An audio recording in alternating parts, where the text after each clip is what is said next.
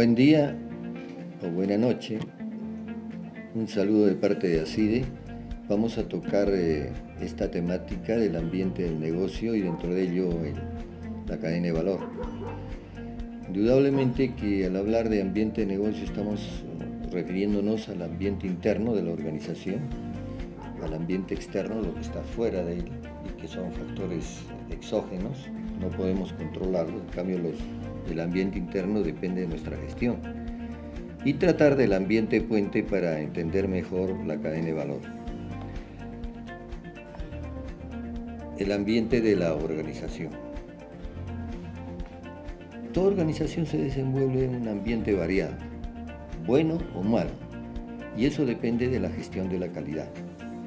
El ambiente interno se refiere, repito, a lo que está dentro de la organización, los factores, los recursos que gestionamos o administramos. El ambiente externo está afuera, la legislación, la economía, la competencia, etc. Y el ambiente puente, que es el que vamos a introducirnos a través de lo que es la cadena de valor, une el ambiente interior con el ambiente externo, ¿no? Bien, en el ambiente interno están las variables endógenas, está la filosofía empresarial, es decir, la forma de pensar del directorio, del empresario, del emprendedor, la parte de la administración, ¿no? Los recursos que son humanos, materiales, financieros, la tecnología disponible dentro de la organización, la ergonomía, los espacios, la comodidad para el trabajo productivo y administrativo. Está también el mix de marketing, porque empresa que no maneja el marketing o no marketea, pues va a tener no las facilidades que tendría cuando aplica un marketing consistente, ¿no? Y de ahí se deriva la fuerza de ventas. Esas son las principales variables internas, hay mucho más, por supuesto, ¿no?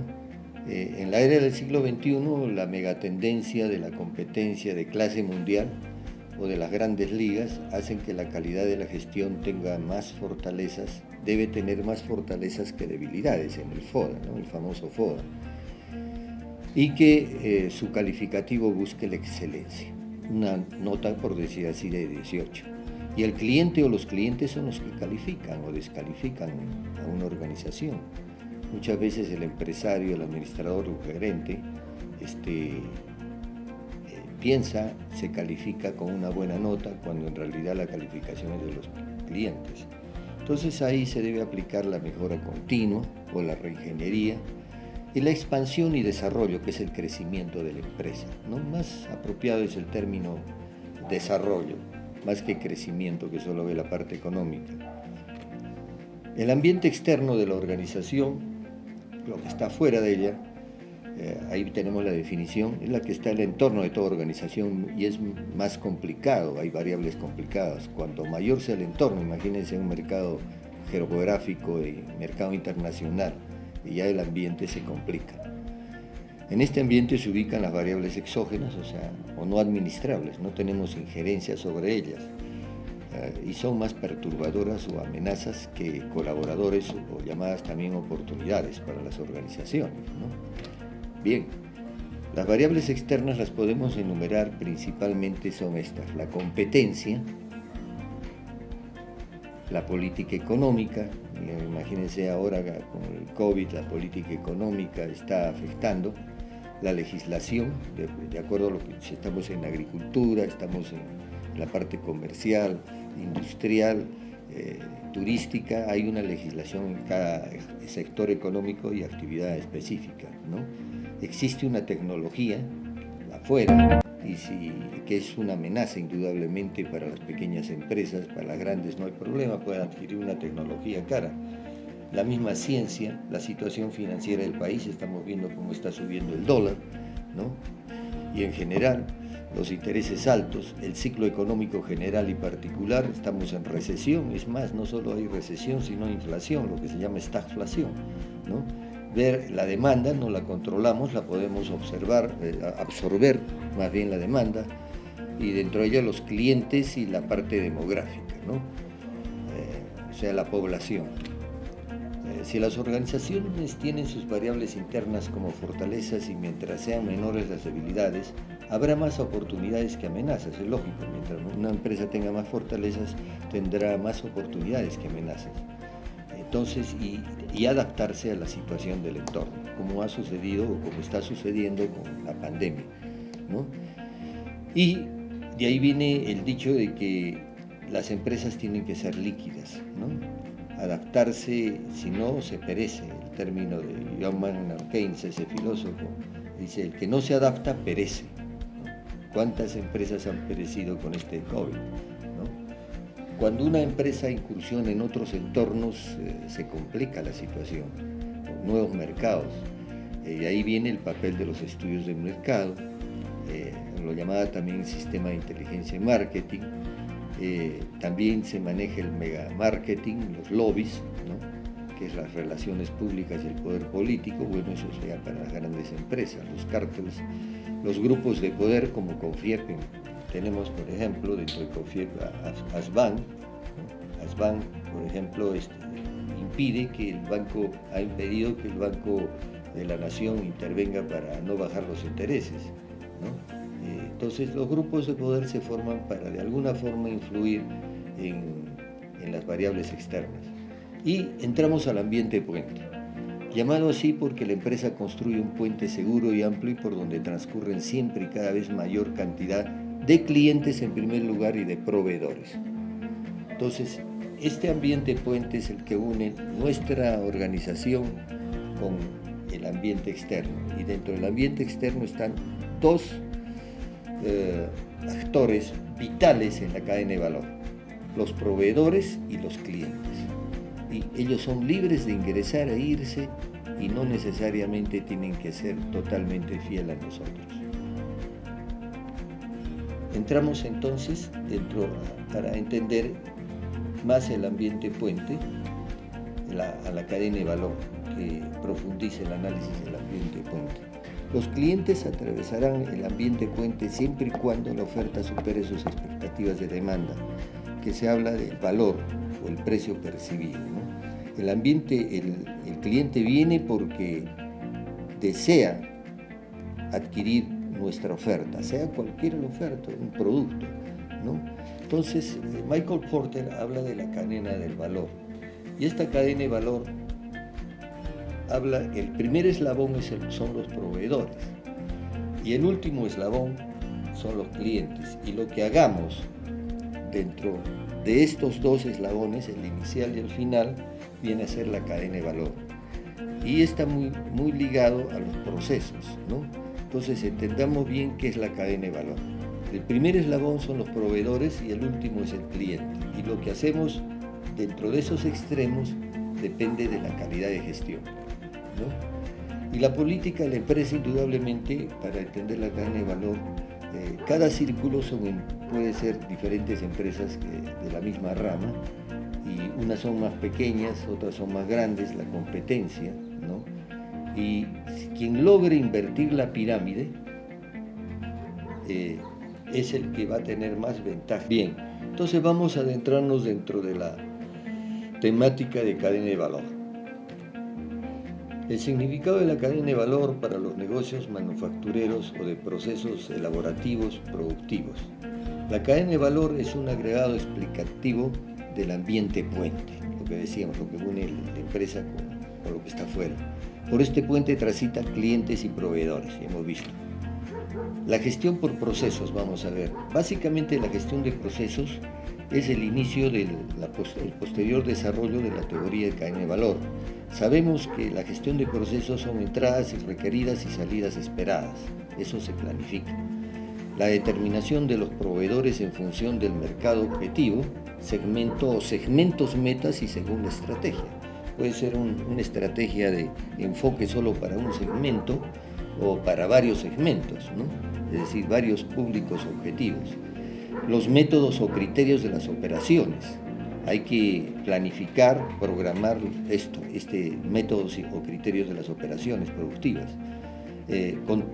Ver también los recursos necesarios y el medio ambiental de la producción, ¿no? Determinación de las funciones y responsables, ¿no? riesgos integrales, hay que aplicar ahí el método Canvas, de fortalezas y debilidades, ¿no?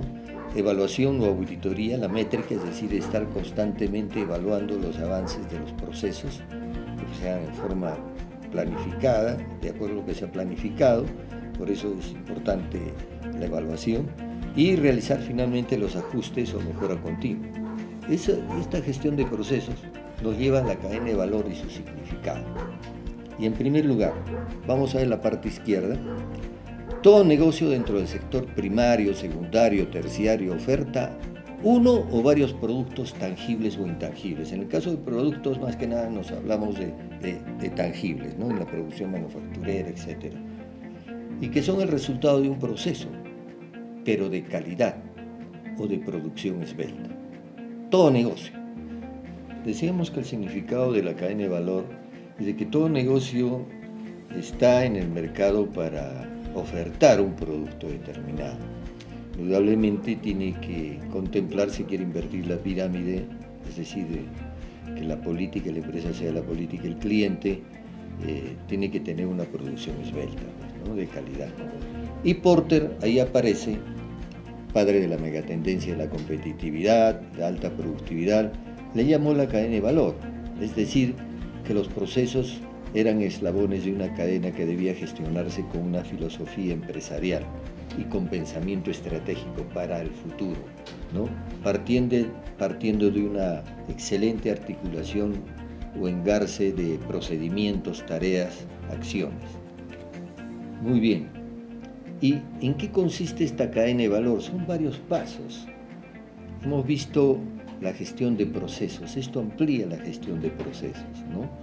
En la producción. Dice, primero, listar y delinear las necesidades del negocio o de los negocios para su producción u operaciones. Primero hay que listar qué necesitamos para hacer caminar el negocio. Puede ser un restaurante, manufactura, soldadura, en fin. En segundo, organizar el proceso de compras en función de las economías de escala. ¿Qué significa las economías de escala? El tamaño de la empresa y sus operaciones. De repente, al organizar el proceso de compras, hay que crear un departamento, o es una persona, un dueño o un encargado, o hay veces una comisión de compras y de adquisiciones, ¿no? Depende, esto es en función de las economías de escala, el tamaño de la empresa. Tercero, el criterio cobertural. Después de organizar el departamento de compras o la persona que va a comprar, decidir, hay que ver la cobertura temporal. Es decir, un contrato puede ser por un año, por 2 años, hay contratos por 5 años, o simplemente cuando necesitamos hacemos el negocio. Y la cobertura geográfica, ¿dónde están los proveedores? Locales, a nivel nacional o internacional si es importación. El cuarto paso es la selección del transporte y tiempos. Para cada insumo o tipo de insumo, maquinarias, equipos, suministros y demás, puede haber diferentes distancias y organizar el transporte y los tiempos de llegada. Por decirles, Gloria emplea hojalata, pues la hojalata viene de Japón y con meses de anticipación hacen los pedidos para un abastecimiento de varios meses, ¿no? Un ejemplo. Y ver si necesitamos un operador logístico interno o externo, es decir, que nos ayude al transporte de tiempos que hay pues, para las grandes empresas, pero toda pequeña empresa debe pensar en ser mediana y ser grande, si no llegamos a un techo. Se habla de que un empresario generalmente llega al techo y se queda ahí. Y otros dicen, no, hay que romper el techo y subir hasta el cielo, ¿no? Bien, quinto, indagación y selección de proveedores. Tenemos que ver la imagen y reputación de los proveedores, porque si no tenemos una buena relación de negocios con los proveedores, el primer eslabón no funciona como quisiéramos, ¿no? Sexto, negociación con proveedores. Seleccionados ya, tenemos que hablar de precios, modalidad de pago, si es al crédito contado, dinámica de las compras, los envíos, tiempos y demás detalles, ¿no? Por ejemplo, Si es una importación, se puede pagar al contado o a través del banco con carta de crédito, ¿no? Entonces, si se nos hace complicado esto, vamos al banco y ellos nos asesoran cómo se importa, con conocimiento de embarque. Hay total confianza con un banco, ¿no? Si es una importación grande. O la pagamos al contado. Séptimo, localización y ubicación de los espacios requeridos, es decir, dónde vamos a localizar el producto, los insumos de los proveedores en un espacio determinado. Imagínense si es, vamos a suponer si es un producto altamente perecible que requiere refrigeración o congelación. Tenemos que tener un local, ¿no? Especial para ello. Y los espacios requeridos, y esto incurre un costo, así sea local propio, hay un costo de espacio dentro de los costos que se realizan, ¿no? Y muchos no lo hacen, por más que sea tu local propio. Programación de la recepción y de los recursos necesarios para la desestiva y acomodo, todo en función de las economías de escala, ¿no? O escalares, ¿no? Hay veces se requiere patos, equipamiento para mover la carga que llega y estivarla, desestivarla y estivarla en el almacén, ¿no? El ingreso a los almacenes puede ser almacén propio, alquilado o guarranteo. El guarranteo es cuando a través del banco nosotros depositamos en un almacén autorizado y este almacén nos va entregando los productos de acuerdo a los pagos, a la negociación que hacemos con el banco. Eso lo hacen hasta las grandes empresas, Gloria, por ejemplo, ¿no? El guarranteo puede ser en un local propio también o en un local autorizado legalmente, ¿no? Previa programación de necesidades, por supuesto, ¿no? El abastecimiento y logística interna. Ya dentro del almacén se comienza a utilizar los insumos para el proceso productivo. Entonces hay que detallar las entregas, modalidad y medios de comunicación, es decir, a través de una coordinación con almacenes, así sea una pequeña empresa, del almacén vamos sacando el material para el proceso productivo, ¿no? Noveno es el proceso operacional o productivo. Tenemos que medir la disponibilidad de recursos humanos, los recursos materiales, los recursos financieros que obviamente están garantizados, ¿no? Para que no haya una burbuja de escasez de material y paremos la producción. Los locales tienen que ser ergonómicos, o sea, los espacios, la ventilación. Esto es parte de la producción esbelta, ¿no? La tecnología que utilizamos puede ser de última generación o de pasada, pero que es productiva, ¿no? Las técnicas que empleamos, ¿no? El personal tiene que tener las habilidades respectivas, tener el conocimiento de las 5 S y las capacitaciones respectivas para aplicar estas 5 S en la parte productiva. Décimo, la producción esbelta, ¿no? Que es la detección de habilidades y talentos, trabajar con círculos de calidad. Estos ya son temas especializados, pero que necesariamente se tiene que capacitar a la gente que trabaja en producción, necesariamente. 11, diseño productivo y articulación, es decir, los procesos. Se habla mucho de procesos, pero un proceso o procesos viene a ser la sumatoria de procedimientos. Y un procedimiento viene a ser la sumatoria de tareas. Y cada tarea es la sumatoria, el conjunto de actos, acciones. ¿Y qué son las acciones? Es el resultado, que tienen que ser buenas acciones, de la aplicación del empowerment, del trabajo de equipo, que ya temas que requieren capacitación, comunicación efectiva. Y esto refuerza indudablemente la producción esbelta. 14, el monitoreo de entrega y medición de la satisfacción, ¿no? Ya hablamos del cliente, cortesía máxima, Customer Relationship Management, es decir, el marketing relacional con el cliente, eso es fundamental. Por eso les decía al comienzo que si una empresa no maneja el marketing, no va a tener el éxito que debería tener y podría tener, ¿no? Y ahí si invertimos la pirámide diseñar las relaciones públicas constante. Hay un gran descuido que es parte del MIS de las comunicaciones, las relaciones públicas con los públicos que de alguna forma nos interesan. Puede ser un puesto policial, o vecinos, no sé, ¿no? Siempre las relaciones públicas, tanto internas como externas, ¿no? Por ejemplo, que un cumpleaños de los trabajadores, a eso lo pasamos desapercibido. Es bueno que aunque sea el gerente o el administrador lo felicite, no necesita de ser en una fiesta. Las promociones son clave con los clientes. Ahora, en promociones pues se requiere mucha creatividad y es parte del marketing. Eso vendría a ser realmente la cadena de valor. Fundamental la relación de calidad que podamos tener o debemos tener con los proveedores, todos. Bien, culminada esta exposición, que esperamos puedan haberla captado, revisarla, ACIDE se despide de ustedes y siempre estamos a sus servicios de acuerdo a la necesidad de cada uno, el deseo de cada uno de ustedes, una especie de one-to-one, uno a uno. Muy buenos días o muy buenas noches. Hasta muy pronto y éxito en su gestión.